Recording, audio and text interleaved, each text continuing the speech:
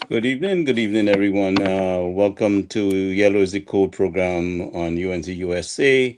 I have with me here Mr. Suman Singh, our lead technical analysis, and our civil engineer, Mr. Ken Dalchan. Welcome, gentlemen, to the Yellow is the Code program again. And we saw our Prime Minister wishing the Minister of Defense of Venezuela a Merry Christmas. And I thought that was a very nice response, to him. At our Prime Minister wants to reiterate that we have nothing to do with the relationship between Donald Trump, the USA, and Venezuela, Mr. Maduro, and themselves over there. USA involvement in Trinidad has nothing to do with Venezuela. We are working towards securing our country, and that is what we are about. So, gentlemen, welcome to the program, and I'd like to hear your response. Right. Good night, all. Good Sumat? night. Good night to all, and Gary, thanks, and welcome to the listening audience. We're a little late tonight, but always here to inform and educate. Yes, I saw that, Gary, and I was very impressed with what the Prime Minister was saying. And is what I, thought that this is the real situation all along. That listen. With all the naysayers, with the public and the press and so on, it's not Trinidad and Venezuela. There's no conflict between Trinidad and Venezuela. The US is after a regime that is involved in narco terrorism and narco trafficking, and we happen to be the Venezuelan neighbor, just off 7 miles offshore, and everyone is pinning us as if we are the ones who are fighting Venezuela. No, we are a sovereign nation and we respect the rights of the Venezuelan people. So And we do say maintain that a very good relationship. So, excellent relationship, regardless as of who the leader is there, we maintain a relationship there. correct, And we correct. do treat the Venezuelan people very well in Trinidad, so I don't know what they're That's talking correct. about. That is and correct. and so I don't know. This is all an imaginary thing, and the press is blowing this out of proportion because the PNM has been a net beneficiary over the past 10 years of all this that On is secure happening right border, now on secure on border, secured and the crime borders. spree, right? And of course, I will go to as far as saying the PNM's cash flow is directly linked to all of this by having the borders unsecured and all these other paraphernalia associated with having an unsecured border, like illegal, not only illegal immigrants, but illegal trading and things like, as we see also recently, container of items, so 1,000 bottles of vodka and X amount of cigarettes and Johnny Walker Black and so on. All these things have been contraband items have been entering into the country. Now, they held about 16 people, but I am sure, almost certain, like everything else, these 16 people did not have anything to do with it. They were just the mules. They were just the transporting. They provided the transportation and logistics. But the real big fish you never get to them. So you don't know who are the guys who really responsible for all of this. And it's not the fishermen for the truck drivers and so on. They were just executing what they were told to do. So you see, the real big fish always get away with in these scenarios. But coming back to the core problem, there is never a problem between the government of Trinidad and Tobago and the government of Venezuela. They're both sovereign nations. See? And the press is making this out to be something as a conflict between TNT and Venezuela. Well, it's not so. It's not like that.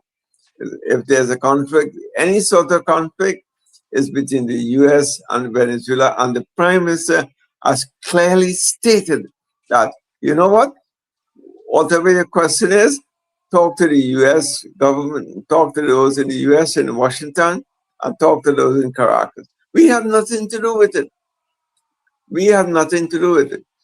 The second and more important point, and all of us have missed this point, and I like to say it now. The Caribbean is what's considered the US backyard. I don't know if you know, there's a treaty called the Monroe Doctrine. Mhm. Under the Monroe Doctrine, the US protects the Caribbean. Any sort of activity happening in the Caribbean is considered their backyard. They are entitled by treaty to intervene in any activity in the Caribbean, Central America, and South America. That's by treaty. That treaty was signed, I think, early back in the 1920s or 30s around here. It's called the Monroe Doctrine. So what we are seeing is nothing new. I don't know if you recall what happened what in Cuba, but more recently in Grenada when the US went in and they stopped the Gary administration from doing what they were doing. So by by convention we are bounded by the Monroe Doctrine, which is what the US government operates under, which But means basically in the Caribbean, they do what the hell they want to do. This is their backyard. Don't come here and do what you want to do. And but this is, they were so, just exhibiting the tenets of that doctrine. So whether we like it or not, they can go into any country, and do what they have to do because of the doctrine. Now, and also, Samad, you made a good point. Just to expand, just sorry to interrupt, but just yes, expand. We yes, also have the SOFA agreement, which is the status of forces agreement, right? correct, Along with correct. four other agreements that were signed on December 10th.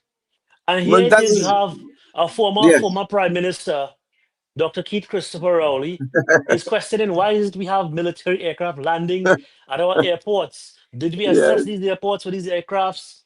And making all this sort of illiterate statements, right? When you yourself, right, as a prime But minister under your government signed on December 10th, 2024, five agreements. I mean, do you have a short-term memory and you can recall this, right? now you see, And all the PNM ministers had pip in their mouths. They all probably knew about it, and no one is saying anything. Yet they question it. One wants to know, she wants to know every single decision that Kamala has made concerning this. Why the heck she needs to know this? Why does he heck anyone needs to know that? This, whether you like it or not, Well, the like them was US telling can, us anything. We faced yeah, 10 years of arrogance. bullshit. They were exactly not 10, saying 10 years of nothing, arrogance. Gary couldn't have said nothing, it better. 10 years of arrogance. nothing. They Yeah, probably didn't know that they signed this agreement, this last agreement. Ken, what you were mentioning about yeah, the SOFA agreement. the software And agreement, then, yeah, and then there's the ACSA, which is the acquisition of cross-servicing agreement that addresses the cooperation between the U.S. Department of Defense and our local TNT forces, right? right, Where they can right. exchange supplies, logistical support, etc. Right? Logistical. So the U.S. Uh, has every right to be there in Trinidad using our facilities because we have an agreement signed. now, whether Now, you like it or in not, Ken, they can yeah, still fly their planes and do correct, what they have to do because correct. the agreement. You're bounded by that agreement, and whether you're bounded by it or not, based on the underlying agreement of the Monroe Doctrine, where the US is like the so-called Big Daddy, the protector of the Caribbean and Central American region, that they can come and do whatever they want. So this is nothing new. They just try to make political football out of all of this.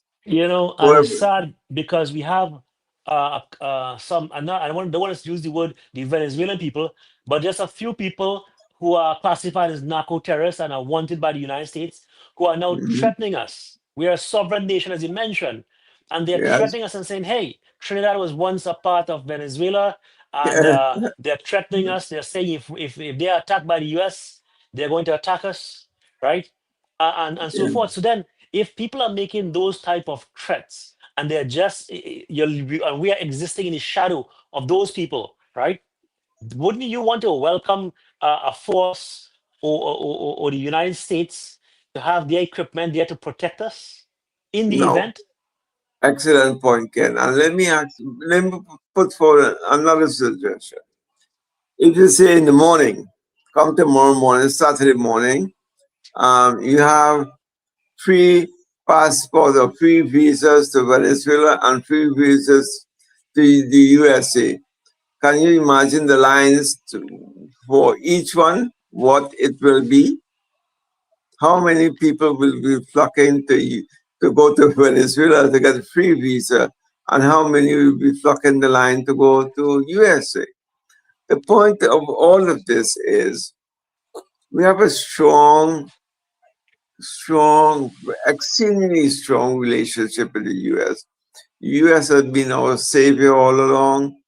We have so many immigrants from from Trinidad living in USA. In fact, one statistic has revealed that there are more people from Trinidad, from Port of Spain living in New York than Port of Spain itself.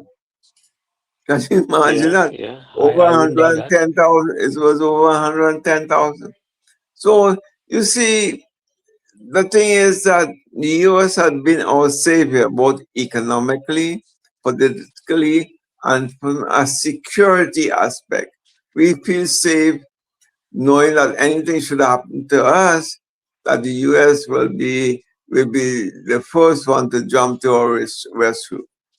And that's the way it is. That is exactly the way it is.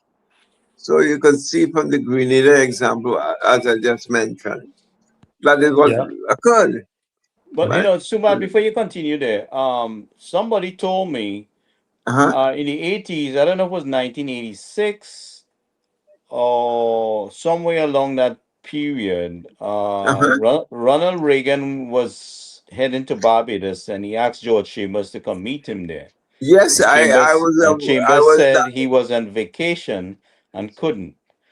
And I think that affected our economy big time. tremendously afterwards. It, With nothing said that we were on the decline after that. So all the barking that CARICOM wants to do, I think they could buff the US. Every man jack standing economy standing on the US dollar. So yeah, what are they trying to that's say? And like I would like to say that we lead the Caribbean and we lead CARICOM and we don't let CARICOM lead us. right. That is correct. Now, That's correct. let me elaborate on that a little more from the economic standpoint. Gary, could you imagine the US says, okay, you want to play hardball with us? Okay, I'll stop all my flights to the Caribbean tomorrow.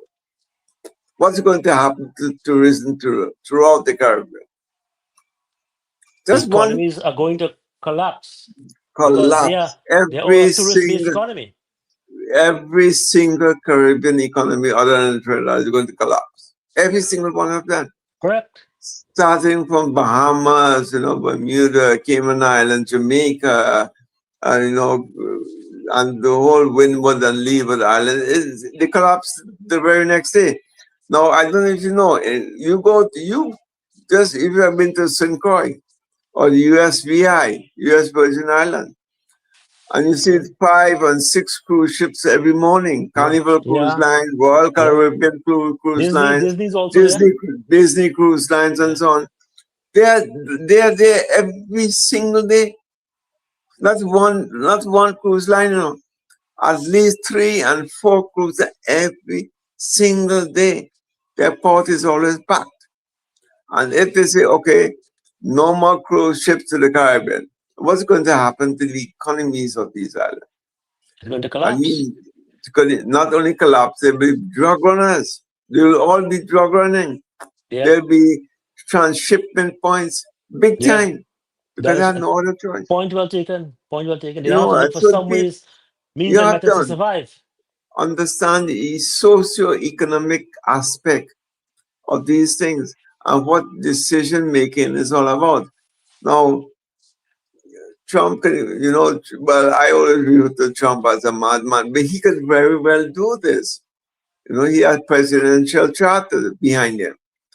Like, so I don't know why these Caribbean countries are harping against, oh, that, well, this is a zone of peace. Bullshit. We are no longer a zone of peace. All Caribbean islands are affected with high crime rate. Every single one of them. Not only Trinidad, but you don't hear about it. Look at St. Kitts. Look at Antigua. They are experiencing the highest crime rate. Turks and Caicos Island in particular.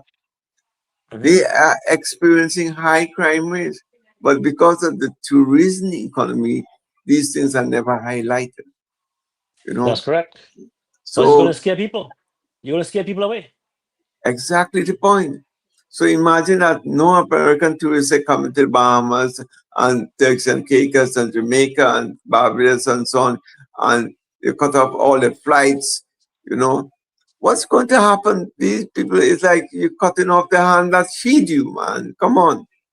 Yeah, And yeah. on top of that, none of them were affected as much as Trinidad in this recent exodus of Venezuelans. None of them. We have to bear the brunt of all of this nonsense. Put a Trying to strain on find. us Yeah, on the strain economy, on our right? national economy. Yes, On across the you know, board, they put a strain. and it will. Look, I mean, nothing the against the Venezuelan people, right? nothing is. But it's an That's correct. unfortunate Right. situation. But everybody should understand and use your brain and say, hey, you know what?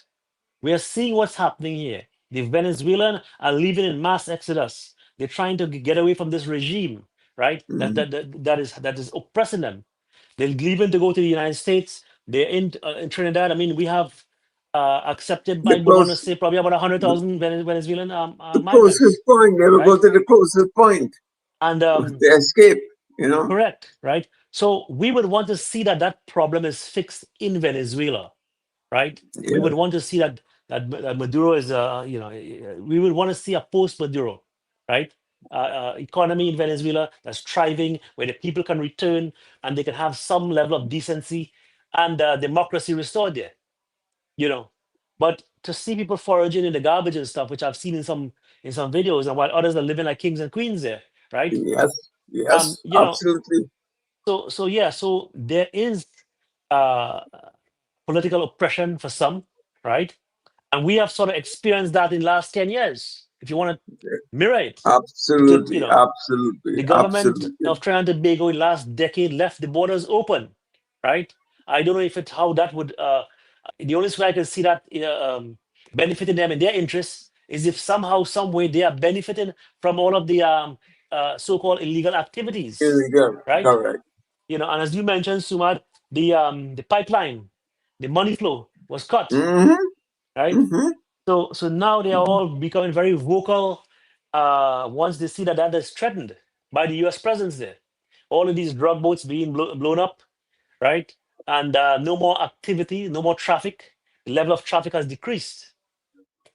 So yeah, Significantly. and I Significantly. want to also reference the Coast Guard boats being parked in Chagaramas there, and the excuse was we don't have diesel to put in these boats, That's a right? lame I excuse. mean, Can you you imagine? couldn't make a better excuse than that, That's right? right. That's When right. people were being kidnapped, pirates, and these little pirogues riding up and down the place, shooting people, killing people. There was a case where some fishermen were robbed, and they were all killed, and I think the boat engine was found in sea lots, right? Several times And that has We been the have a case. long wasn't history of that. In yeah, fact, Yes. back in the 70s, that was going on. From Orange Valley, and all these and and we fishermen spent were lost in billions boats. in these Yeah. Coast Guard vessels, and they're all packed up there under the PNM, collecting dust, right? Yeah. While all is happening. So again, 10 years of decay, 10 years of rot, 10 years of neglect, and the UNC government has a lot to do to fix, and we are working on it. We are seeing the numbers with crime coming down in terms of the homicides, but yet still we have to deal with the purse snatching and the gold chain snatching and stuff that's happening there. Because I saw, and Gary, I sent you a little snippet of it. There's two cruise ships parked in Port of Spain right now, and I hope Yes. that these fellas don't start prowling around and and robbing these tourists and stuff as they venture out into Port of Spain and environs, Now I because can, that's going to be a problem. if I may interject there, Ken, right now. I was the director of tourism, and Yes. it takes so much effort to go out there. Well, I say out there in the international landscape, whether it be Canada, US, the Scandinavian countries, Norway, Sweden, Denmark, or Europe, Scotland, Ireland, England, no, and Germany, Austria, Netherlands, and so on. And to go out there and do international marketing and sign contracts with airlines and so on to fly into Trinidad and Tobago, only to be told and only to be seen, because the message what you portraying is, come to Trinidad. It's a peaceful, lovely island. Trinidad and Tobago. You can Welcome, Dr. enjoy Marsh. the you can enjoy the serenity and the calm and peace of Tobago, and complement that with the hustle and bustle, the upstyle living in Trinidad. You know, and here is it: you come and you find someone robbed, murdered, or some activity taken against the tourists, which is not really representative of the island. Yeah. Just one incident can But throw Samantha, we all had your an incident. market. Sorry to interject, but we had an incident where an American citizen was Last stabbed two week, in 2 weeks ago, two Tobago, weeks, right? 2 weeks ago, two And weeks that ago made in international Castara, news, in right? Castara. I know. I Yeah. follow that very closely. This is part of my heart. On this. I follow these things to a T, because I know what once a crime like that happens. What do you do as a nation? What do you do as a We nation have to continue to battle crime. And I've always to said it. Yes, there are other things that we have to deal with, but crime is a high priority, and the government is delivering some results here, as we've seen in the numbers, right? Not no BS. We've seen some hardcore numbers here. But look, Gary has something on the screen here. Two cruise ship in the background there. So there yep. is some level of progress and optimism moving forward for the tourism sector. There is hope, right? And I think that once the government continues to put their foot down and eliminate crime or bring it to a controllable level, right, where we could consider the country safe, and these foreign first world countries are no longer posting these disclaimers to their citizens to caution hmm them when they're traveling and stuff to Trinidad and so forth. I think we are going to start to see the tourism sector pick up, because It's, again we have a culture, a diversity. The country is located in the Caribbean. We have so much that biodiversity. I mean, bird watching, I know people used to say there's a lots oh, of big time, big time. I tourists used to used to come go. from Japan to bird Yes, watch in Trinidad, yes, right? correct. I used to you go know to the Birmingham Fair every year in Birmingham, UK, to promote bird watching. yep. Butterflies, and you Hmm. see, our fauna is so unique that it's a lot of trees, animals, plants, and so on. Flora and fauna Hmm. is is of the South American origin. But can you imagine experiencing South America in the Caribbean, in the Caribbean island? Only Trinidad Correct. has that. Only Trinidad and Tobago has that. And You Suma, know? let us not forget the diversity, the religious diversity, Oh, that's and the so forth, culture, right? We the have cultural. Africans, Yes, Indians, Chinese, Europeans, whites, Syrians. We have everybody there, right? In a melting yes, pot, right? And yes. we have morphed into our own identity and culture, you know, and food, and the culinary experience. There's so much to experience here, right? But you can't have that working for you, or you can't market that when there is a plague and there's a virus over the country in the terms of crime. where tourists are coming out there and they're scared to walk in Port of Spain. Now look, now it's like 9 o'clock, right? Nine something here or 10 o'clock, whatever. You think people Yes. go outside in Port of Spain and walk in the Independence Square and look for something to eat? you, you, You know, even the you are, locals trembling.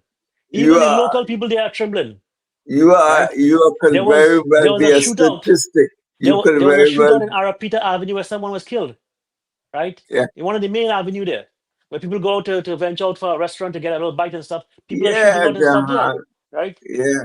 You So can't, this you, crime that the PNM has unleashed on the country over the last 10 years has to be brought to a manageable level where we can deem the country as safe again. And the UNC is doing a great job so far. We've seen the homicides drop almost 46%, 40%, right? 300, look, Gary just posted there, 308, same time, same period last year to now to 206, a 46% reduction, right? And mhm. we have to keep working at this to make Trinidad safe again. That's why we're here to reiterate those numbers, right? And let the people know that there's a lot of work ahead, right? This is not a light switch um, where you can flick a light switch and and get results. The results are going to take some time, but you have to put the effort in there. Yes, definitely can. You hit it on the head. You know, but not only tourism, the whole concept of business and foreign direct investment are all directly related to crime. As I mentioned, Nucor, Nucor you Steel, called last week, yeah, and also right? a large hospitality chain was forced to not come to TNT to set up shop. They said the level of crime and of course the foreign travel advisories were all negative as far Yeah, as TNT went. So who is going to invest in an economy where there are advisories against travel? Nobody is going to come, no foreign direct investor is going to come and put his investment, because I'll tell you what, at the end of the day, all these multinationals and corporations and so on, all they consider is about is their ROI, their return on their investment. And if you're going to have negative ROI based on the crime situation, based on this and that and what have you, an unfavorable environment to invest in, they will take their investment to somewhere else. that's So correct. then you And suffer. and then you You have to think suffer. about the safety of their workers and their people, Yeah. right? Even if they employ local people, it's still they're concerned with, hey, you know what, like any investor, what is my ROI, my return on investment? Is it negative? Is it positive? If it's positive, I like to be there. But when you have an environment where you have negative travel advisories, like the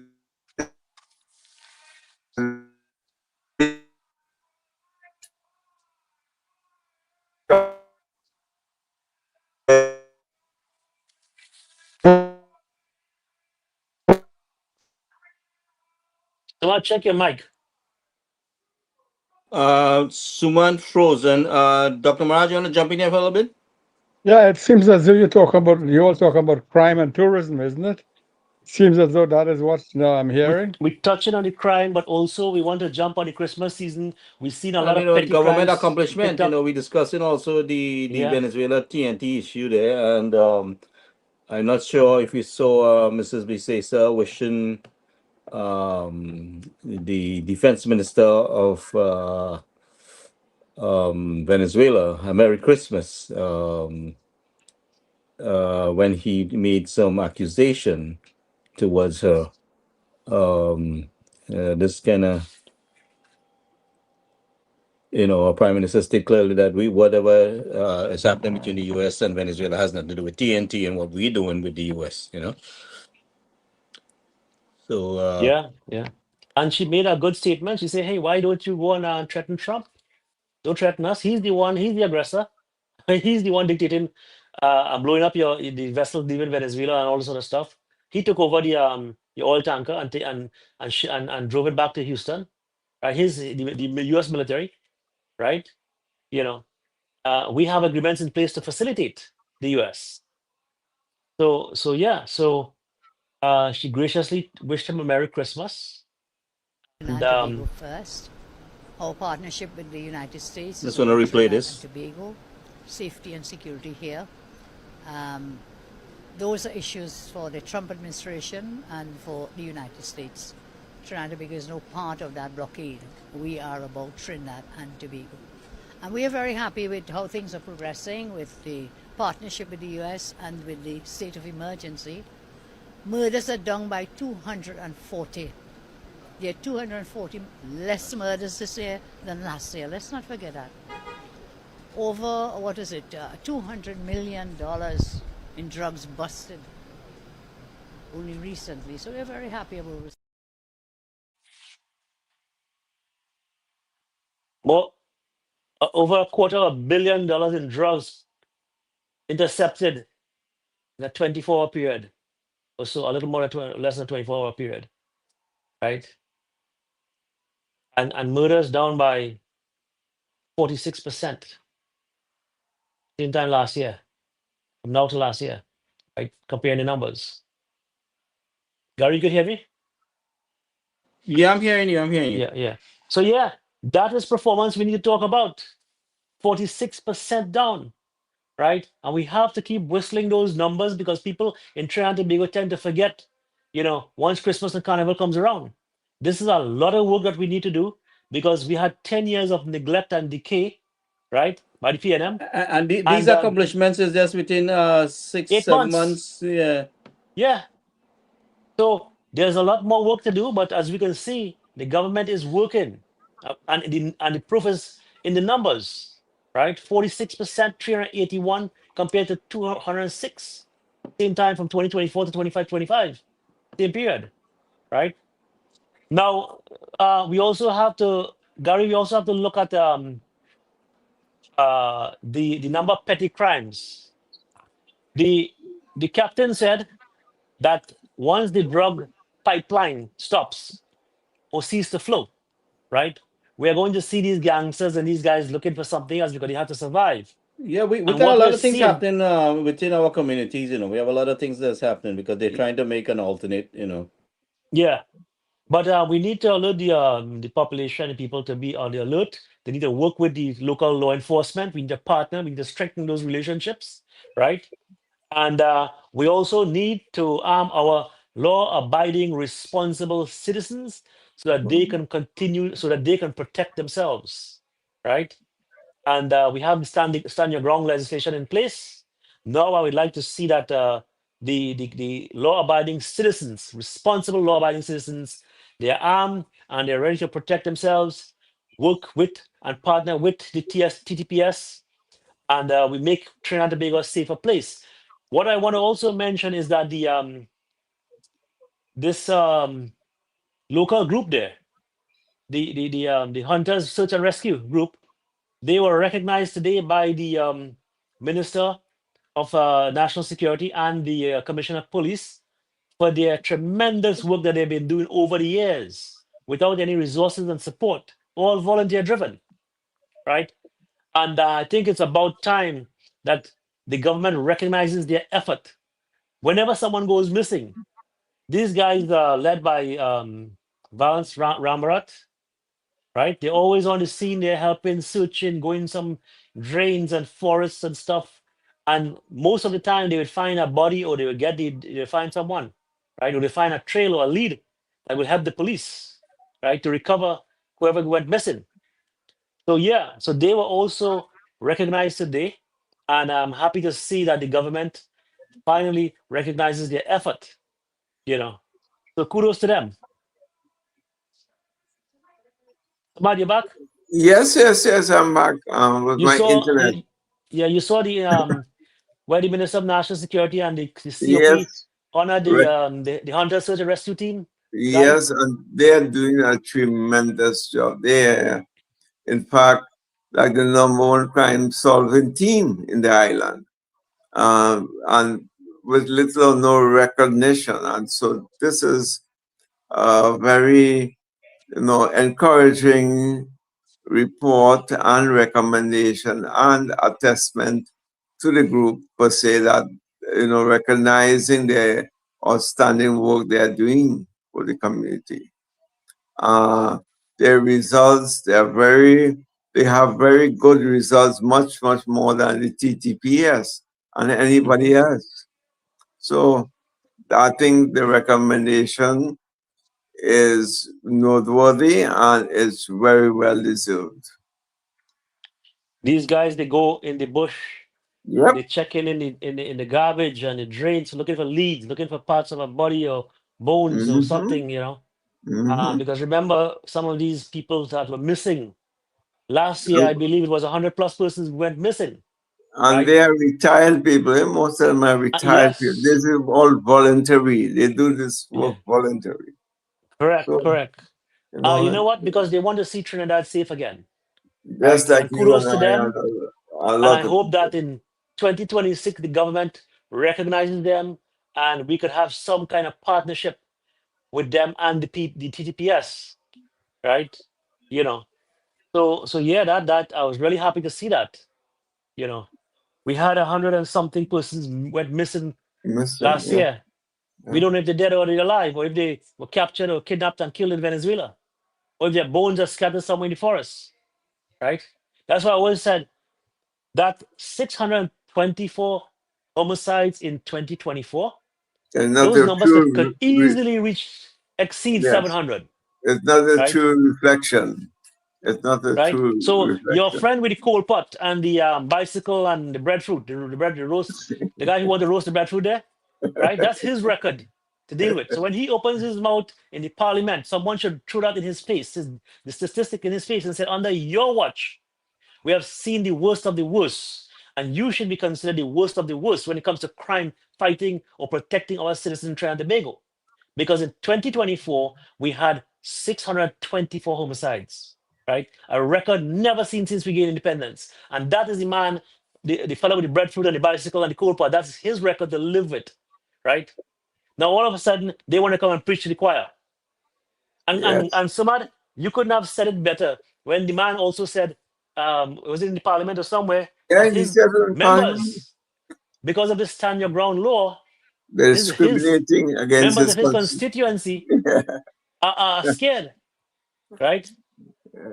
So He's I not don't know what admitting his admission there. He's admitting that, he's implying that some members of his constituency are criminals, right? yep, You know, you're right. And but Okay, I see what you all are saying. So let me just jump in here a bit, and address a few of the things that you all have been saying. I noticed that Ken always pointed to the reduction in crime, like he showed this figure 48% down, 46% down over the same period. You should measure that against the state of emergency that the PNM had. I don't know what the answer is. I just figure in that in a state of emergency, we expect crime to be down. So you could compare this against what the PNM had during their state of emergency. I don't think it might be the result might be the same, but still, it gives you a better picture because the opposition might be answering it that way. But I noticed that also that you all mentioning a lot about some. When I jumped in, I heard, I think it was Sumit mention or s- one of you mentioned about some crime in Tobago. There's some murder in Tobago, and then a murder here, and a robbery here, and a robbery there. I did. Yes, I mentioned this last week. There was a murder of an American citizen in And Castara. you were saying that FDI would not flourish in such a situation. Is that what you're saying? No, I said that I wouldn't say it does not flourish. For that, this is a damper because right away, the very next week, the U.S. put out an advisory, it's called a travel advisory, warning American citizens to stay away from that location. That is Yes, what well, why okay. Yeah, what okay, they yeah, are I saying. got it. Yeah, I And got it. now, once they do that, it not only affects American FDIs, it affects European, it affects Canadian. You know, the international investing community looks at travel advisories to determine whether that country or that island is a safe place to invest your money in. We have to remember, Doc, that it's all these companies really don't care much, it's what they can get out for their shareholders. They look at their ROI, their return on their investment. So it is Right. against Okay, that good. backdrop which I was Right. making that point. Right. So all the business people think like that, but also think if the price is right and the profit is right, they will come. But you have Always, to be profit. always. Because if I look at the bonds, the same bonds that last week we were talking about the bonds, the yield on the Trinidad bonds is over 8%. Yes. The yield on the Canadian bond is about 2.3%. So What the does reason, that tell you? It tells you that if the bond is more risky, the yield has to be higher, which is correct. correct, So if correct, the price is right, the FDI people are going to come, but you have to pay them more. If they're not correct, getting if they're not getting the high return in Trinidad to compensate for the risk that they're taking on, they would not come. If the price is right, absolutely, they will come. If the profit absolutely, is high, they will come. They're going to worse places than these. But they need some kind of protection, and they need the price has to be right. The profit has to be right. This lead absolutely. us back. This lead me back to the important point of what you all heard somewhere along the line also tonight. You all mentioned about Venezuela, and Trinidad and Tobago, and the prime minister. We talked last year, and I told you about the prime minister is using the wrong forum. She got to get on the bandwagon like Trump did the other night. Trump went the other night, 2 nights ago, and he used the bullwhip, and everybody, including the BBC, the Sky News from England, they all tuned Mhm. in to hear what Trump was saying. So he got an audience, and he said nothing. You all know that he said nothing. That's what he He, did. ju- he He just he said, just he just reminded me Rowley and them to say everything is the UNC fault from over 10 years ago. It was their fault.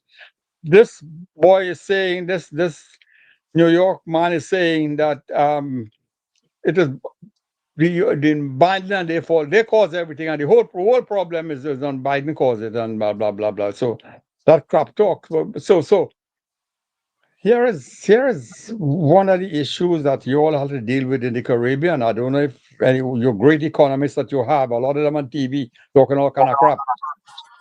But if you listen to what was happening in Venezuela, the intention was to invite American Chevron and who again. I think Chevron's still there. ExxonMobil to go into Venezuela because this is a good time for them to get in because they will be protected. And the American firms are refusing to go. I don't know if there's another firm from Britain or whoever will go, BP or whoever, but the American doesn't. So why did they doesn't want to go? Because the extraction of oil in Venezuela is like $28 a barrel to take it out of the ground. It's very heavy crude. So it is not profitable with the risks. That you just mentioned it. I'm talking about. What I'm saying is that the FDI will come to your country, but the profit has to be right. They correct. cannot go to they cannot go to Venezuela when it's costing them just to extract it from the ground $28 a barrel, and the price of oil is $56 a barrel. Where is the profit for the high risk in Venezuela? They would not go. So the investment in Venezuela is not a place that no MNC, let Russia come and let them go. But American firms are not going there. So America does not understand. I mean, the government of America does not understand that the firm doesn't want to, or they might be doing by now. The firm doesn't want to go there because the high risk and the high cost. Venezuela is the third most expensive country in the world to take a barrel of oil from the ground. Yes. After them is Canada. And most of the refineries in America could only process heavy crude, which is the one from Venezuela and the one from Canada. Light crude, they don't need much of those. All that's easier to process. But the heavy crude from Venezuela they want, and the heavy one from Canada, which they get, which they have tariffs, which they having problem here with that. So what they don't understand is why it is that this firm doesn't want to go because they don't want to go because which is what Sumit was saying just now. The price has to be right. But that's my point. The price has That's to the be point. right, and they will go. If $56 a barrel and falling, there's no way for anybody to go any risky area to pull no barrel of oil because you're not sure what will happen. Because the last time that American firms were involved, they nationalized a good few of them. ExxonMobil and who again, they nationalized them, bring them under control of the government, the one before Maduro, Chavez. Chavez, it was under Chavez. So this rosy picture that they point up Venezuela oil, very soon, if it goes down to $40, I forget it, Venezuela bury the oil because nobody will take. Only the Russian might come and whatever they want to do. That's their business. But nobody, no ROI, no ROI person would be serious to go to extract barrel of oil at $42 a barrel. It wouldn't work. They wouldn't worth it. They wouldn't worth it at all. They'll leave the oil there. Trinidad is not very far away. Trinidad barrel of oil is expensive too, but because they're doing deep water is expensive. But Trinidad is not in a happy situation either. At $38 a barrel, they'll have to go under. So those firms are watching these things because all these things that they're signing right now, if they see that this barrel of oil wouldn't take them where they want to go, luckily the gas is holding up. And last time I was saying that the gas price seems to be running pretty good. But somehow the gas and the oil go together when these things really start to happen. So I don't know what I have no Max Ramna. They studied the thing. They would tell you more. But as far as I understand this thing going on, the picture is not a rosy picture for Venezuela. It's not a rosy picture. America involved in this. I mean, we understand what they're doing, and we already agree that Trinidad will have their own axe to grind on this thing. So somebody said, I think you said the prime minister to ask Trump, and I'm going, nice crap talk. Me, I don't want to ask Trump nothing. This is Trinidad have to. Last thing I was saying, Trinidad had to be wise. They had to be smart. They can't be talking like lawyers. They have to be talking like business people. So if they cannot Doc, but what rumble, she's saying is she has nothing to do with it. You should take up the matter with Trump. no, not she. that's simple talk. That's simple talk. No. It's She deeper have than a that. right to say that. She's not involved with It is that. deep. That's fine. That's fine for a politician to say, but it's deeper than this. You have to understand that what is going on in the business world right now, that is where the numbers are going to play. The war is fine, but business is number one. Profit is number one. If we don't have profit, Correct. forget it. That's Profit correct. is number And one. we have to Yeah, diversify but the you're economy. talking something else. What we're saying is that the accusation I don't care. continues to made with I our understand involvement what with the they're saying, US. and I don't want to hear Our about what they're saying. involvement with the US has nothing to do with Venezuela. That's a simple talk. We're talking about deeper talk than that. The deeper talk is America is in there for their own damn self-interest. You think they're in there because of Trinidad? No. But Trinidad benefiting because indirectly, so that's fine. We settled that matter a long time ago. But this is, I didn't know that it was so expensive to pull that oil out of, I know it was heavy crude, but I didn't know it was so expensive to Yeah, extract a barrel of oil in Venezuela. it could get, yeah, exactly. Especially if it's heavy crude, Yes, not yes. light sweet. There's the WTI and then there's a light sweet, right? Which is a lighter crude. Yep. Yeah. And we have the So, heavier crude down there. right. And so the other So night when Trump was on prime time, like I was telling him, your prime minister to get prime time too. I don't know.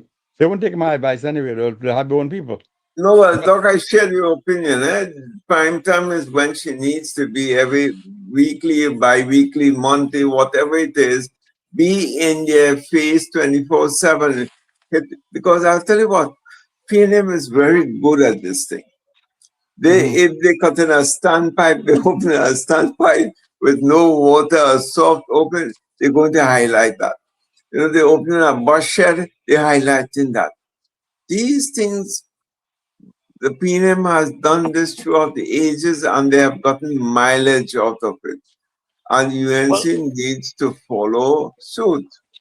well, That well, they you know, need, Sumad, we have the same thing here in Trinidad, sorry, in the US, where Trump came today at 1 o'clock and he made an address, a public address, right? other Um, Florida, he was in Florida, Mar-a-Lago. I'm not sure where he was. I didn't really see it, but I just heard of it, right? He's going to address the country at 1 o'clock. Went to South Um, Carolina, North Carolina. Oh, yeah. okay. I So don't yeah. listen to it because I know it's crap talk again. You crap talk, you So don't listen to so him because you gain nothing. You right. lose when you listen to him. You don't Yeah. gain anything. So similar to what we probably what we need to have in Trinidad is where maybe bi-weekly the prime minister would come and address the nation and talk about it or address with some updates, right, as to where we are right now and reiterate some of the things, and It's, what we have that's right. achieved, and where what we tend to achieve in the next quarter, right? That's So right, I think Ken. But that is a big plus because it will reassure the people and sort of give us some confidence moving forward that hey, the prime minister has it, she's aware of it, and they're going to address it in the next quarter, right? And we'll hear something with regards to the progress, and that is what I would like to suggest. And I hope that Sumat and Gary, we could forward this suggestion, right? You know, oh, we have because recommended we this have way back. inherited 10 years of decay and neglect. And we can't just forget that. We have to continue to reiterate those numbers, those historic crime numbers, because people are getting their throats slit, right? I have some family who died, right? I mean, in the worst way. So that is why I am very vocal when it comes to crime, right? You go to Trinidad and you see out there and you're thinking, oh my God, I wonder, I remember I went out one evening, I said, let me go and get some Chinese food. It was probably about 9 o'clock. And I'm sitting there and they're taking so long to cook this food. And I'm saying, oh my God, why the hell am I just sitting here?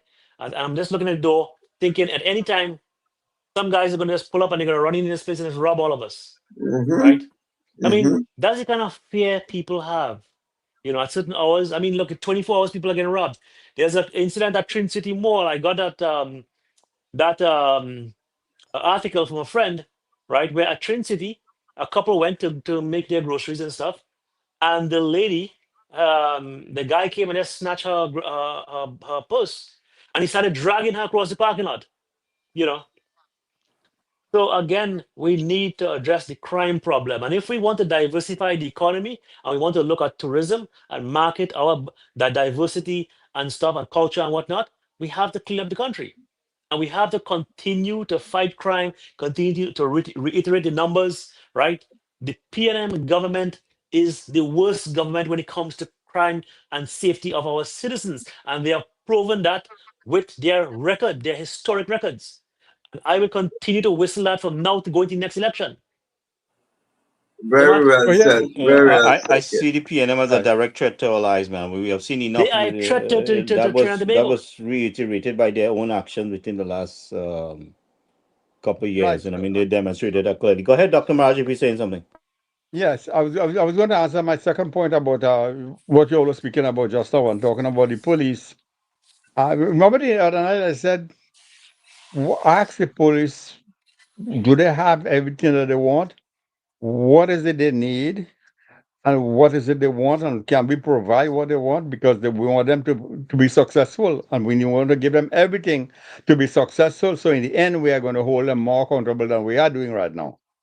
So somebody with supply chain management skills using my friend here, my very good friend, my AI friend here, using the modern graphing and logistics to model. The police is selling protection. The public is buying protection. The government is the conduit between both. That is why the government doing certain things, and that's why the people are demanding certain things. Because you all just said it, that you in this Chinese shop and you look into tree, who would come in? Who would come in? Because if you ask the average Trinidadian, are they feel more safe today than they felt 1 year ago? There might be a little shift, but not a big shift. Because you always mention it. When you look around, there's a crime happening Monday. The other I said Claxton Bay, another one happened in Claxton Bay just 2 days ago again. I was still looking at the radius around that Claxton Bay like something is happening. Somebody in Tobago happened, Tobago have some. So when they move from the crime-ridden areas, they move into the other. We talked about that previously.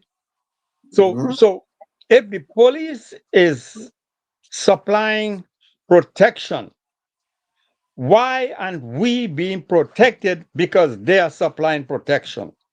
We're talking about today now. We can't we could blame people in the past, and that could be a time that would be another time. But right now we're asking the question: you're supplying protection. Why aren't we getting the protection you're supplying? Because we're paying for it. So what is Right. it the police want, and what is it they would need, and what we can we provide everything that they need?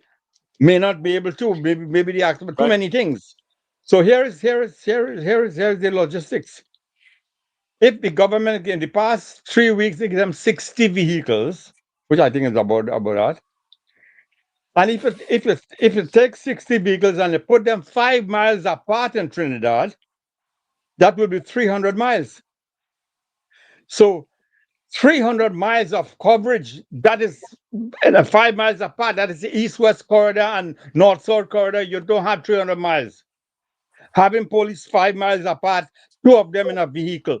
And that's only 60. You have another 500 or 100. So what I'm saying is every 2 miles, a police should be stationed in a vehicle in Trinidad. You're talking about and Tobago. Because you all just mentioned sometimes if a crime happens, you should be more than a mile away from where that crime is. You have something is wrong with the logistics. I was remember what my debate last year was. I was telling you guys, or early this year, bring back the carnival mentality. Maybe that will help them because we're looking for a model to get people comfortable. That because if a crime is committed, you're not the guy, and you're taken to court and you plead guilty. You're on the right track. You cannot boast about you pull out some guns from Lacano and Santa Cruz or like the other night I showed you, or you went in the swamp and you 161 million in drugs. Thankful very much, but not good enough because I need to get the owners of these things. Then I'll be that's the progress. That is the level we want to get to. So you get the exhibit and you get the criminal at the same time. There's no sense to discover any exhibit. Something is happening inside the system That's right. Absolutely right, Doc. But we something is also, happening inside the system. You got to look inward. The problem every day. Don't look everywhere else. Look inside. Because if somebody in the problem, I told you this story one time. We're going to a raid in Princestown. And the assistant commissioner of police called up the friend and tell him we come in the morning because he had to get his permission to go. When we go in there, all the cockfighting mode, the stuff, all this this is what's still going on. That is somebody mentioned last time that the corruption within the system. That is why you Mhm. could find the guns and you cannot find the owners. So what sense you're getting the exhibit and the culprit is getting away because he continues to ply his trade because he's not being caught. So Yes.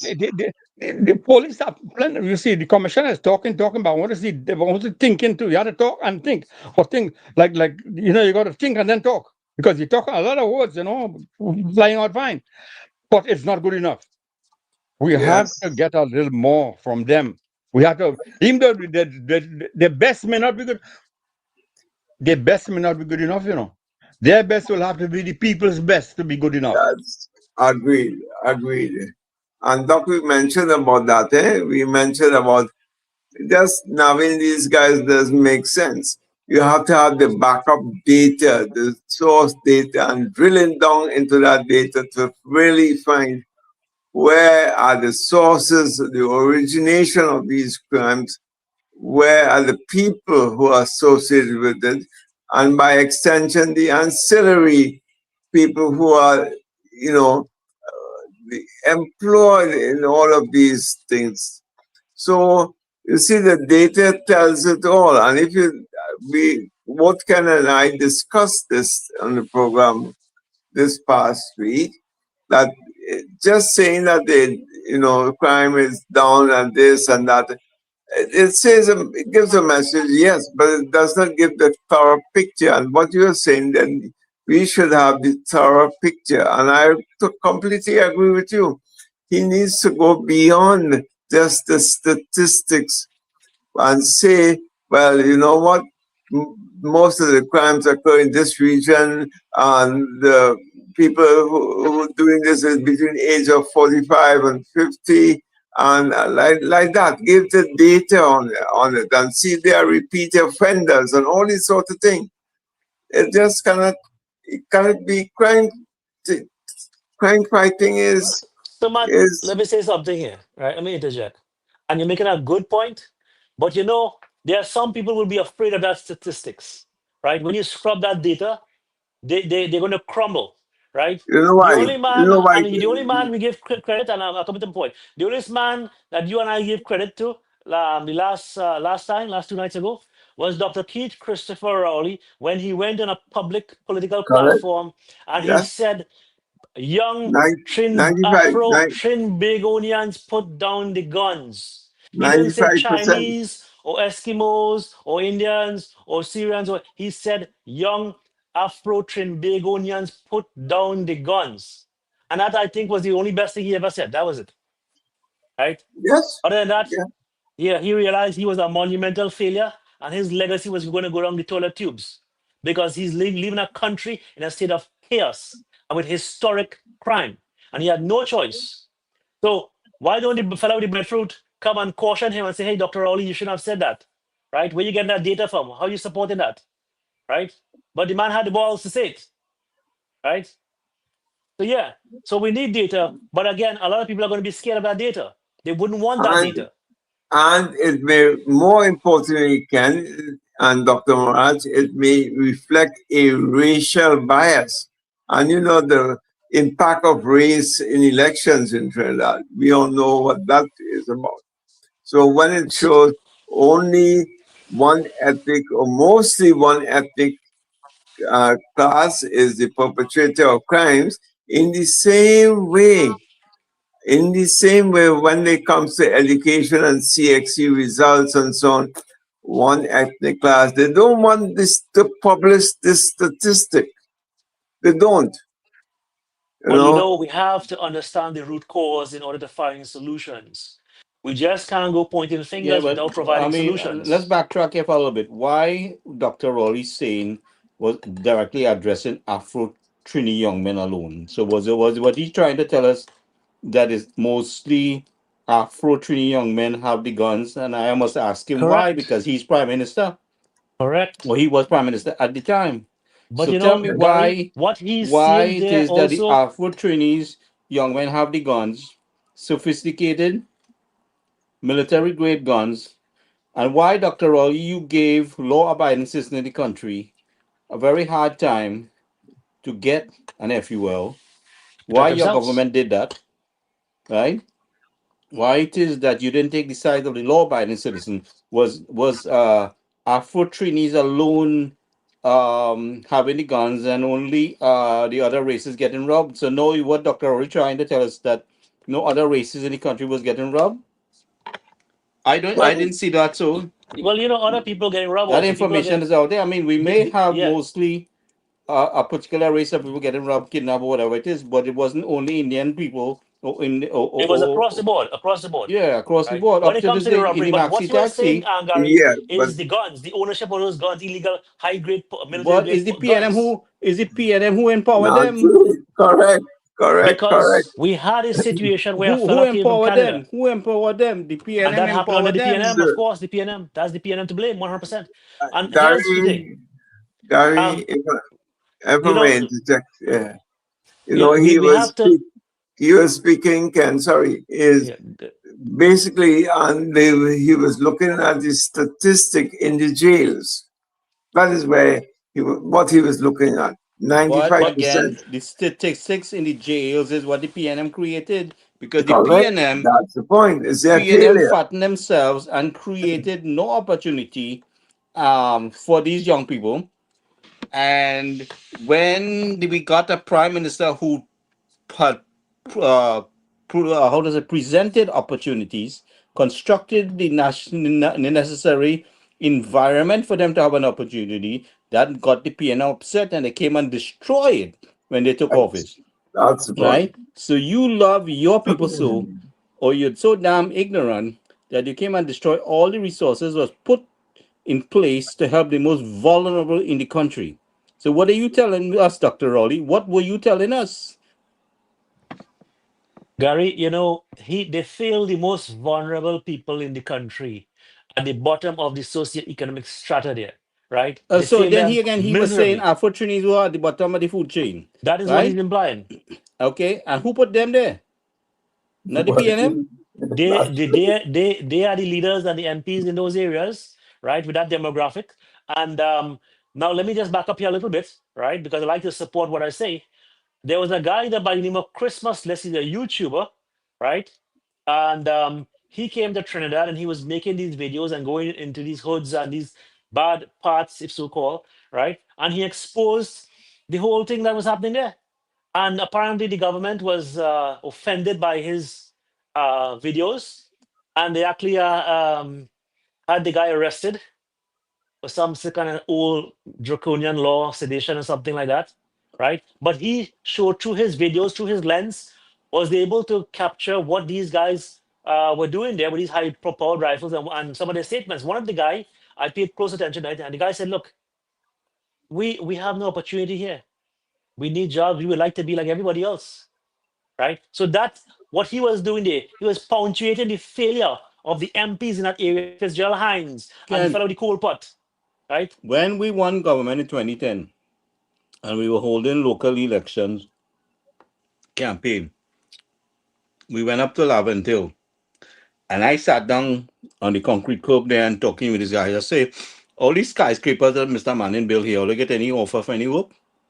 No. Why?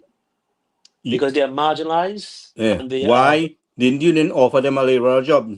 You brought people from outside the country, gave them full authority to bring whoever they want. We gave the Chinese the job. We borrowed the money from the Chinese if we did that. The Chinese brought their own people. that's correct. How many of the people from that jurisdiction there got hired? Was the question I raised, right? Now, we are attempting to do some things in Tokos and Negrandi in certain areas. I want to see the people from that vicinity get work there. Absolutely. Absolutely. You cannot have a Chinese contractor come and bring all his labor force from China, right? That is that does not address the local content. And I believe they're supposed to hire 40% or 50% of the locals, right? So you tell me Trinidad and Tobago to have masons, carpenters, steel workers and stuff, right? But again, The these actual are the things. infrastructure to help these people build themselves. The schools that they got in Laventille was Basque Bandi. Okay? So the PNM demonstrate exactly that they want to keep them ignorant and make Um, things difficult. And you have a prime um, minister that brought everything to your mouth, brought the table to you, brought the spoon of food in your mouth, and you voted. You went up and voted against her because no matter what she did for you, voted against her. Number one, okay, well, and then I mean, here she is again, back to the drawing board. She has more work to do to restructure everything that she put in place, plus to build new things. $100 million destroyed gone on the training Cuba hospital, right? yeah, That's just one example. All the schools 100. that they built, the 106 schools, were deteriorating. So all that material has to be touched up. All them buildings have to be touched up. The refinery, we have to restructure it. The equipment rusted and damaged and whatever, we will have to replace it. So this is PNM costing you your pocket again. Go ahead, gentlemen. So Gary, you made a good point there. So we're looking at about Right. in excess of $1 billion, $2 billion to recommission, right? Some of these venues and structures and the what you call it, the Petrotrin refinery, right? Because again, these things once you leave them idle, they're going to deteriorate, right? Just at the Couva Hospital, there were machineries in boxes. It wasn't serviced in time. It was probably never serviced for 10 years, right? So you will have some kind of deterioration and maybe have to be replaced altogether. So again, the people of Trinidad and Tobago, the hard-working taxpayers, lost billions there. And I want to say billions because that when we tally those numbers, it's going to cross more than $1 or $2 billion, right? You have schools that were deteriorating. You know, South Campus, we had South we UV had Campus. a CPAP program designed to just entertain fraud, right? Some senators and people in the politics in the last government became multi-millionaires, right? Now this government has cut down on that waste. We have a new program, the National Open Space Program, right? Where it's going to address that. The people are going to be well paid and those are permanent jobs created, right? And that's the right direction to go in, you know. So the PNM wastage is going to stop. The PNM neglect is going to stop. But what we'd have to deal with, what we inherited for the last 10 years is a lot. So we're going to take this year and probably half of next year, and maybe the first quarter, second quarter, to deal with some of these issues. And we're going to start seeing a revival. We're going to start seeing a revival process. And I think that once the Venezuelan conflict is over in a post-Maduro, Venezuela, I think that's going to be a big plus for us. That's why I'm very optimistic moving forward. Gentlemen? So I'm glad you're okay. That's the last point I wanted to make. What you just mentioned there,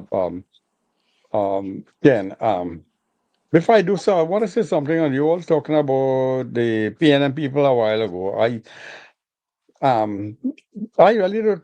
I'm going to talk about them now and then. I hardly talk much about them, but let me just say this though. The PNM people should right now be telling Rowley to take a back seat. He caused them to lose the election. He caused them to be in a bad situation. He have caused so many ill things to the PNM, and he's still intruding into the PNM business. And he has no power. He's an ex-prime minister. He's a retiree. What the hell you doing in people's business? That is undermining the political leader. She's the lady from where I was born in Lengua, and she was born in Bodnar village. So we're next door neighbor. Kind of, I know her parents and long way back.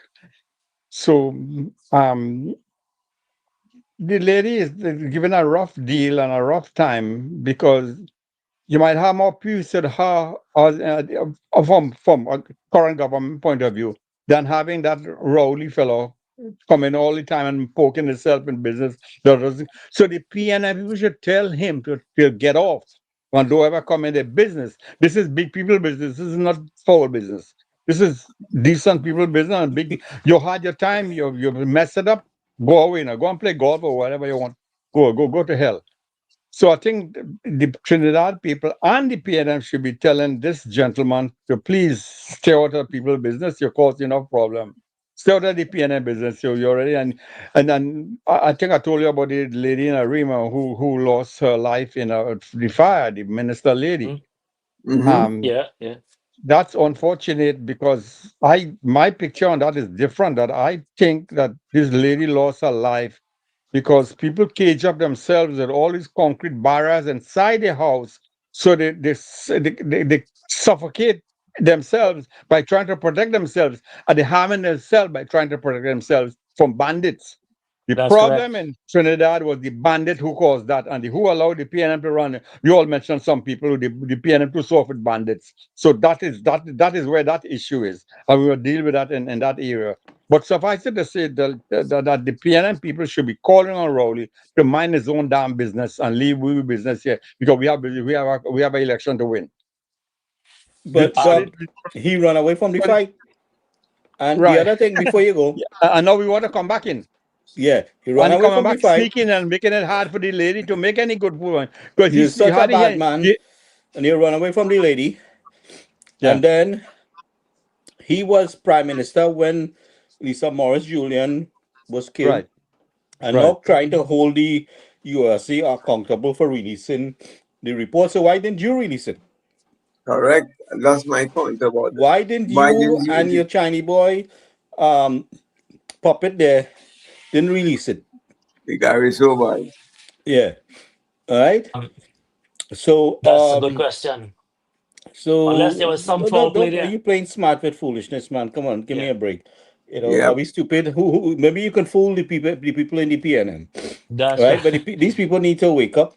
Yeah, Definitely, the PNM young people trying and taking that nonsense because you correct, see how Gary. they Good So, roll. point. but, right. So let me Because finish the a last hundred point, and thousand then you guys Now, persons can talk. what's didn't Hold go something on. out to here? What's vote. something here now?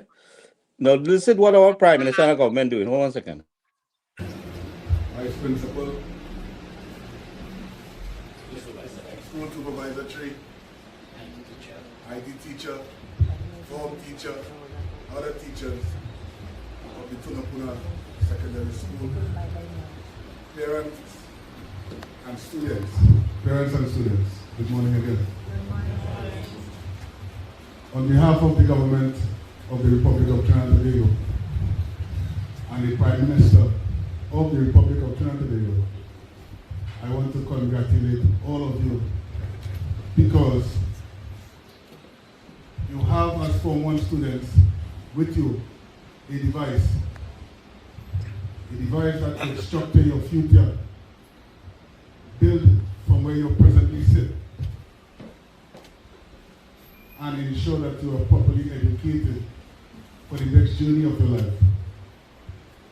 Parents, you have a serious responsibility to ensure that the right things are done on those laptops. There was a time when everybody was doubting whether we can provide those laptops to our students. All it was a promise made, a promise kept by the government of the Republic of Trinidad and Tobago. So for students, you go, take your laptops, be innovative, be productive, learn from it. It is not designed to keep you back. It is designed to springboard you forward. Many countries don't. You have in your possession at this early stage in your development. So we can only look forward to great things from you as young leaders and citizens of this good land. Again, parents, take responsibility for your children's future, their actions.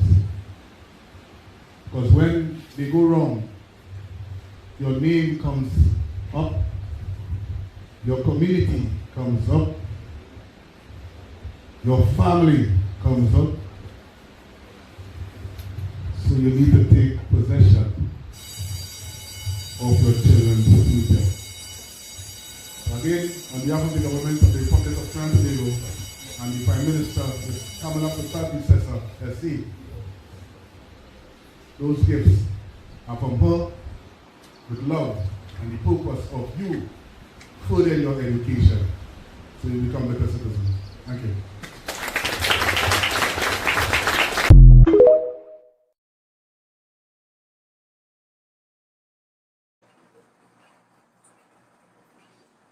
So, gentlemen. So before you go on to let me just finish that last point I told you I was finishing, Oh, okay, and then okay. Go ahead. you all could have all night to speak. So the third point was, I think Ken ended up by talking about having a new regime in Venezuela and thing. Right now, because of what happened, because of what is happening in recent times, and maybe the captain would tell us more about it, could tell us maybe more, but I think it is costing the federal government a lot of money in the Caribbean, money that they didn't budget for, to have all these battleships in the station in the West Indies, all over the place, and sitting there doing nothing really. It is costing them because the soldiers can't go home. It's about maybe one third of the navy that is now occupied in the Caribbean, and they don't know what the next move is going to be because last night they were expecting, last night before whatever night it was, they were expecting the president to say something about what they will be doing in Venezuela, and nothing came up. So they are very concerned right now because the MAGA people doesn't Come on, you can want hear me? no invasion. They would like to replace Maduro, but without an invasion. The other night when I finished you all and I was walking out, I said, leaving me, I said, I hope not this could be settled without a shot being fired. That was the last thing I said the last time. It looks like there'll be no shot firing because the people in America does, especially the people who supported the Republican, doesn't want no fighting, nobody want nowhere. If you could replace this guy, which is Ken saying, replace this guy without a shot being fired, which was my point the last time I was leaving, that they could have some regime change and without having a shot fired, which is my last point and Ken point tonight. That's this over with and done. But they never done so easy because it looks like eventually America would not want to invade. They hope that the guy will keep down with all his arms and ammunition they're showing and get the guy will back down. Or the soldiers in Venezuela rebel and then because they want a regime change from within. So they're hoping for these kinds of things to happen. So right now, Trump in a very, very tight situation. I mean, this is the American thing, so we could talk American thing, like I said the other night. So Well, this is going to, we are American based, so we could say certain things, right? right now, if because remember what happened now, because right now the Republican control of everything, so they will give him a pass on what he's doing. But when the government changed, when you have divided government. He gonna have a real hard time running his policy. So he has to decide these things very quickly. Because American patients are running out for any kind of prolonged war after the Iraq and all these places Gary, you can hear that they've me? been. So they need to do something ASAP because they can't have these ships sitting down there costing Americans so much of money, sitting out there doing nothing, just waiting for hoping that something will happen, nothing happening. Like I said, just the disappointment is that they were asking American folks to go down to Venezuela and none of them want to go. They're not taking up the offer. I just saw that.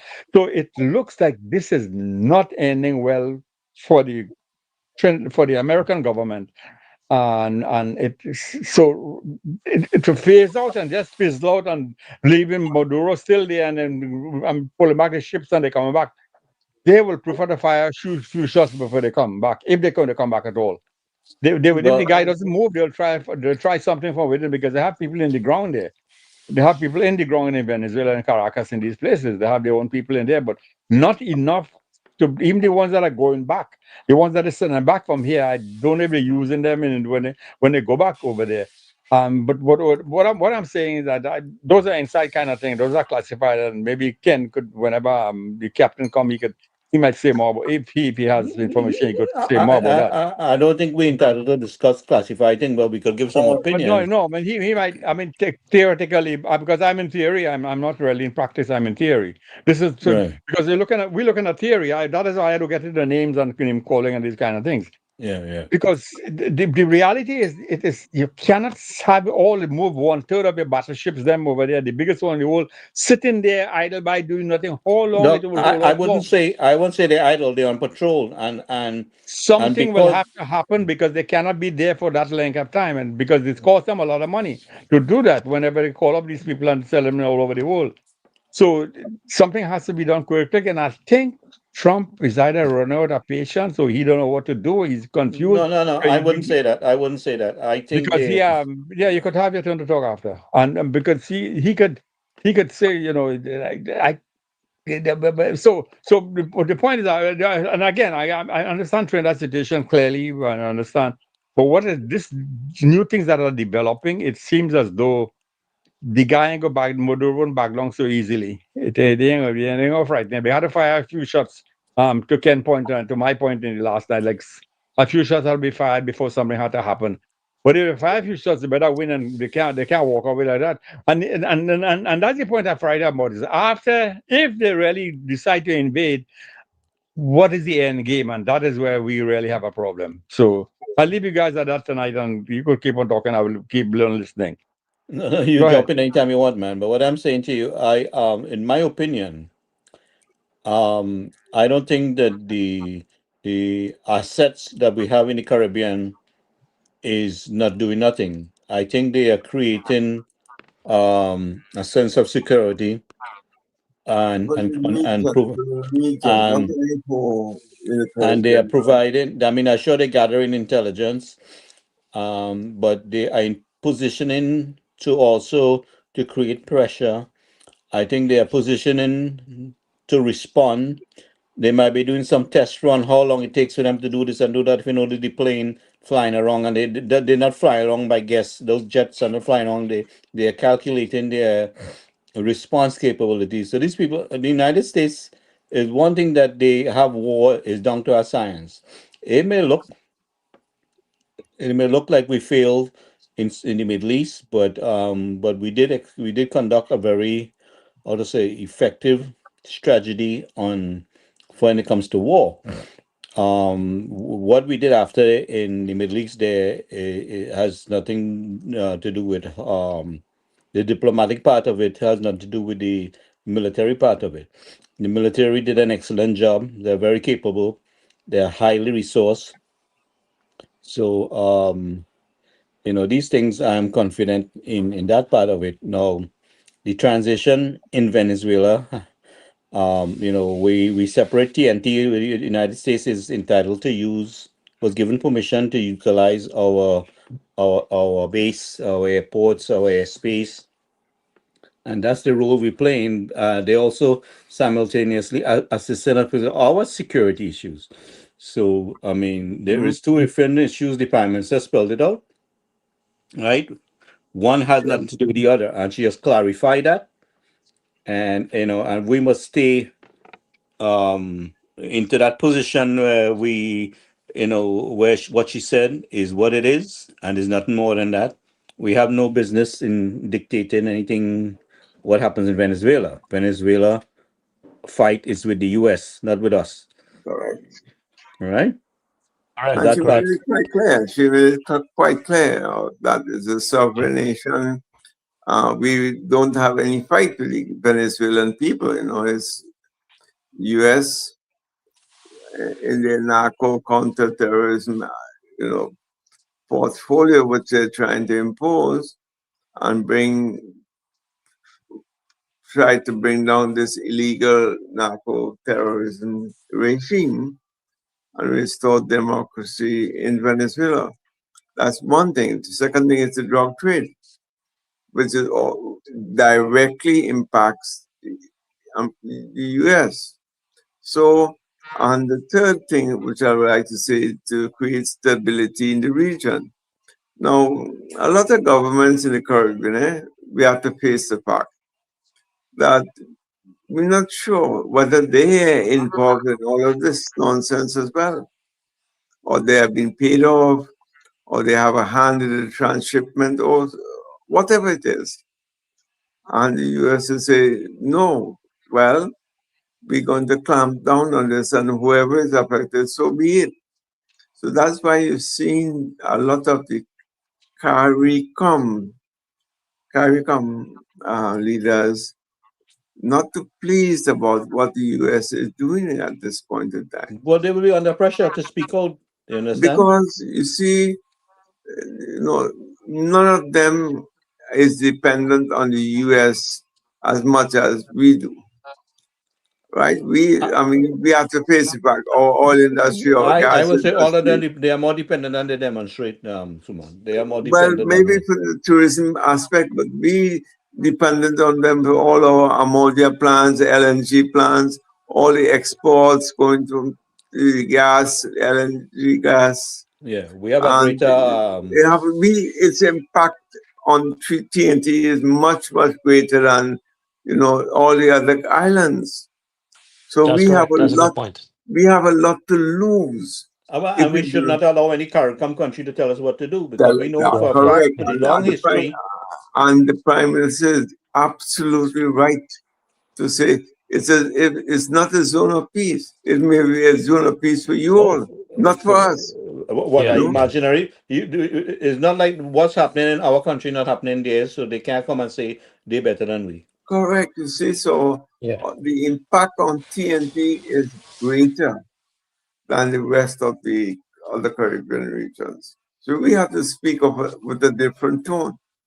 We cannot go against the US in any way, because the US decided to shut down all of our exports bam, from the next we in a tightrope situation. We really suffering, you know. So we have to understand these geopolitics factors as well, in addition to the economic factors. And our disagreement with Trump here has nothing to do with the what's taking place over there. We have different. Absolutely. We who live here have a different disagreement with him, and how he treats the immigrants and what's taking place in reference to immigrants. But what's been done in the Caribbean, we support strongly. We support Definitely, definitely. the U.S. military more strongly, Yep. and Yeah. so these things has to be clarified, and we who lives in the U.S. has more rights to say anything on that because we live here in the U.S. and we may have to take different positions based on the people who are residing in TNT, even though we're from TNT. At times we will have to take different. I mean, a lot of people support different things, and they might not have all the information. So, one thing has nothing to do with the other thing. You know, Absolutely, absolutely. Right there. so here's a little. I have a little something here from I believe it's Secretary. Let me some videos from Secretary Rubio. We're not concerned about an escalation with Russia with regards to Venezuela. Um, I mean, we've always expected them to provide rhetorical support for the Maduro regime. I think they have their hands full in Ukraine. And if he's watching, Sergey, Merry Christmas. And but at the end of the day, I expected them to say what they were going to say. The rhetorical support, we understand with that tied. It's not a factor in how we consider this whole thing. So Rubio took something from our Prime Minister, wishing Putin Merry Christmas too. At the end of the day, it is clear that the current status quo with the Venezuelan regime is intolerable for the United States. The status quo, that they operate and cooperate with terrorist organizations against the national interest of the United States. Not just cooperate, but partner with and participate in activities that threaten the national interest of the United States. So yes, our goal is to change that dynamic. And that's why the president's doing what he's doing. Change that dynamic by ensuring that no one wants to get on drug boats anymore. You know, people were just going out there, openly without any fear of the reaper. And now I think people understand, like, it's not a good idea. By the way, we haven't had a strike in the Caribbean basin in almost 5 weeks. Do you know why? It's not because we stopped looking. It's because no one wants to get on a boat anymore and do that. So it's been effective at cutting that down. People want to focus on regime this and this and that. The goal here is very simple. The national interest of the United States. The President of the United States was elected to protect the American people, to protect America. Are we clear now? Suman, I lost your voice there. Check your mic. No. Yeah, okay. Yeah, absolutely. You're hearing? Yeah, here you know. Yeah, and on to back that up, as I said, the Monroe Doctrine is what governs everything that happens in the Caribbean region, because this is viewed as the backyard of the Americas. The U.S. has a right to go into any of the islands, and so on, based on that philosophy. So what we have seen is nothing new. In fact, what I'm seeing here, I'm happy what I'm seeing. But these U.S. vessels, whether they patrol in the Caribbean or somewhere in the Middle East or in Europe, they are still on the job. And so I rather have them here within the Caribbean where they're providing extra security. So it's not like they're doing that no wasting time. That's the point. This is what I call deterrence. Yes. And according to Secretary Rubio, after the last shooting, no fisherman wanted to jump on no boat now. You don't want to see nobody. Nobody's out there. Yeah. Nobody's out there. And significantly, that has also, we have also seen a drop in our crime rate along with the SOE and the American presence here.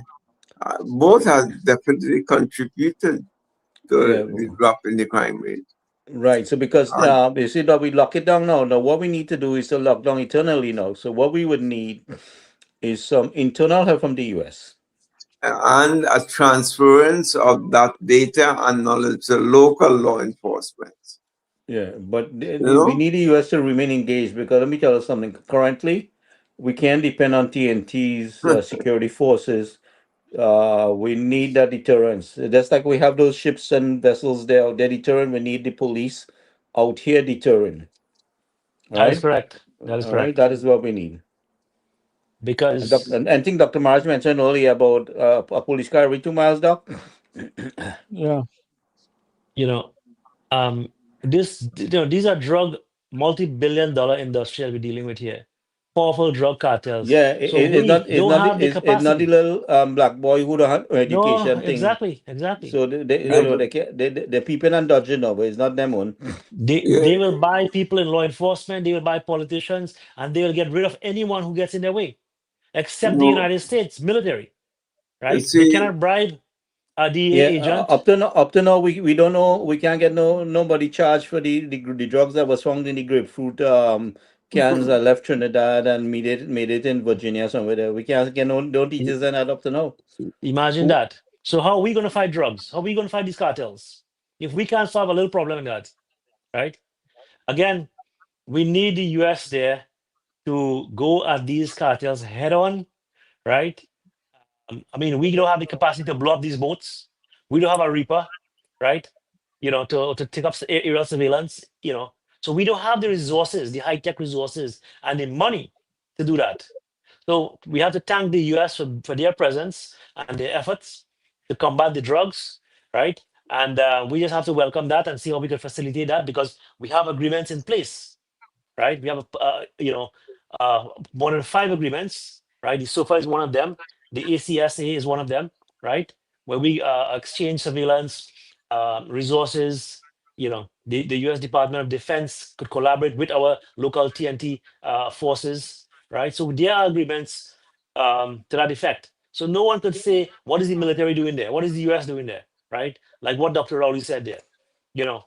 So I hope that I'm very optimistic also moving forward. Very, very optimistic. yes, and not to mention the ancillary benefits economically, which we benefit from as well, Mhm. with tariffs and so on. Yep. So it's a win-win situation for TNT as far as I see it. Definitely. You know, you Definitely. know. And Other we gov- partner with the most powerful country on the planet. yeah, and other governments will see it otherwise, but they seen it because they have not been affected to the extent that we have been affected by the illegal immigrants who came over. That's right. Right. And they So put a big strain on our resources. yes, You know, the we're not health and discriminated. We're not discriminating against anyone. It's an unfortunate situation for these people. But what happened? The PNM allowed every Tom, Dick, and Harry, Larry, Moore, and Curly to come through that porous border without properly vetting them. Right? Again, that's one area where they have failed. And that compounded on the crime. And the guns came in, and the drugs came in, and we saw this whole thing just fell apart. It started a free fall. Right? So again, the level of failure over the last 10 years, it was historic. And we've said that the PNM government is not a government, is an enemy against the state. Whether you're black, white, green, or yellow, that's not the government for you. Right? I'll say it loud and clear. Because of what they did over the last 10 years there. So, Dr. yeah, Marsh?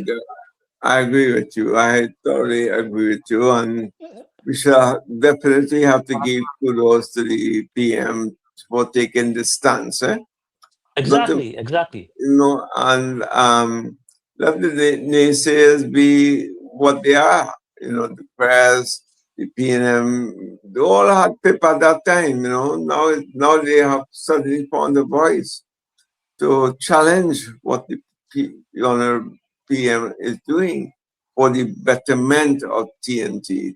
Yet you can see where the PNM focus was, and I keep on reiterating, it somehow or the other affected the cash flow. So once that is affected, they started to speak out. I have one more video. 1 second. President Trump says Venezuela is completely surrounded by the largest group of warships ever assembled in South American history, and has announced a blockade on all sanctioned oil tankers, stopping them from entering or leaving the country. Over the past few weeks, we verified the positions of US military ships operating in the region. Among them is the world's largest aircraft carrier, the USS Gerald R. Ford, seen on satellite images taken on Monday. And it's not just ships. The US has also deployed jets and thousands of troops. For months, the US has launched a wave of strikes against boats in an operation Washington says is to combat drug trafficking. We've identified the positions of more than 30 sanctioned vessels currently in the Caribbean. One of them is the Skipper, which was recently boarded and seized by the US Navy off the coast of Venezuela. Venezuela is home to some of the world's largest oil reserves and has accused the US of trying to steal its resources.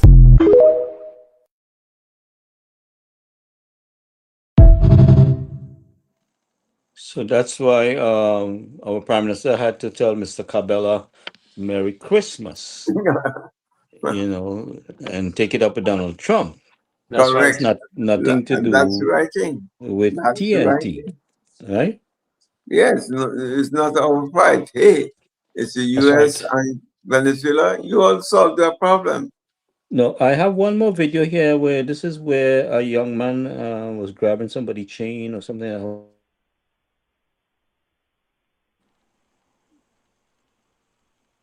Coming down to the end.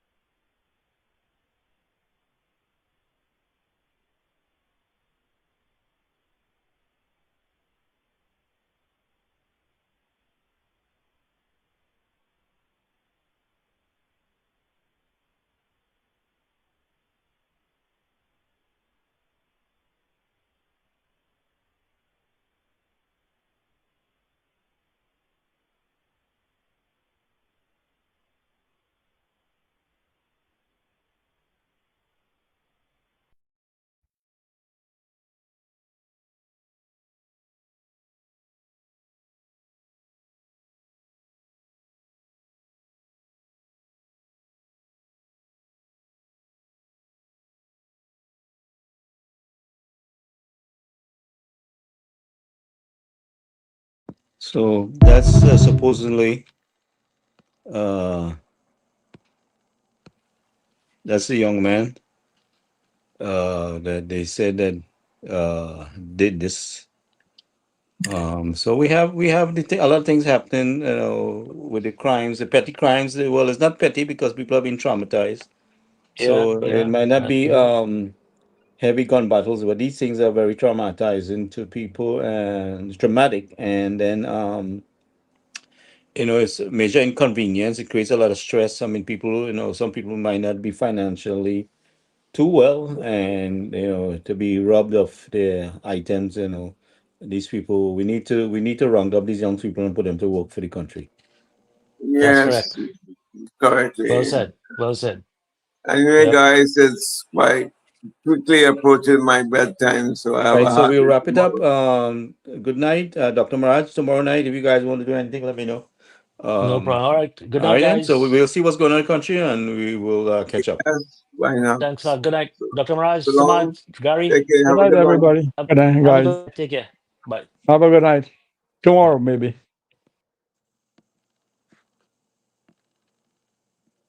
A kissing bread and ham together with a passion. Ginger beer, punch a crème and sorrel. A glass of local wine went to his head. He turned to me and said, "Oh yes, truly Christmas is the best. Christmas, Christmas,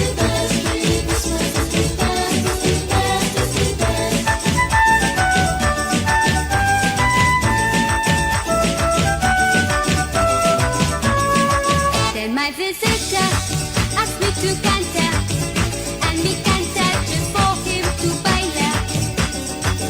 He said Paris is sweet, and I love this soca beat.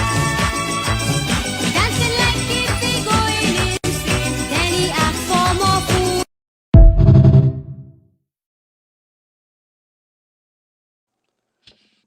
Good night, everyone. See you guys soon. Maybe tomorrow night. Thank you for joining us.